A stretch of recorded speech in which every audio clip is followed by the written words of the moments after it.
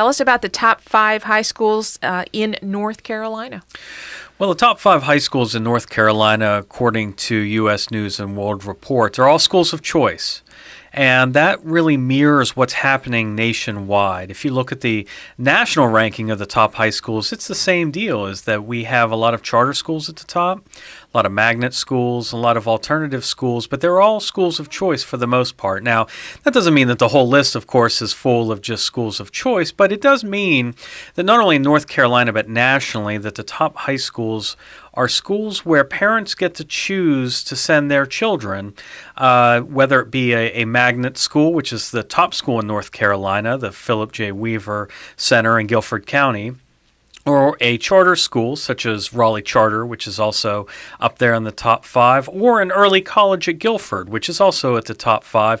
These are the different choices that North Carolina parents have, and of course they're making their mark in performance on these rankings. Who or what do these 5 schools have in common?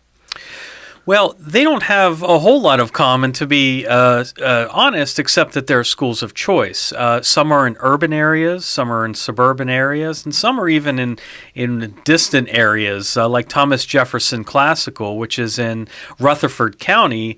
This was not what you would call an inner city school. So you see that they are scattered about at different places in different counties with very different demographics. There are some of these schools that have almost no disadvantaged students, and then you have some, like Thomas Jefferson Classical, that has a decent population of disadvantaged students. And that's one of the things that this ranking looks at. If you look at the methodology that the U.S. News and World Report employs, they look at student performance, but even beyond that, they look at student performance at disadvantaged groups. These are low-income students, these are African-American students, Hispanic students, and how they perform on state tests.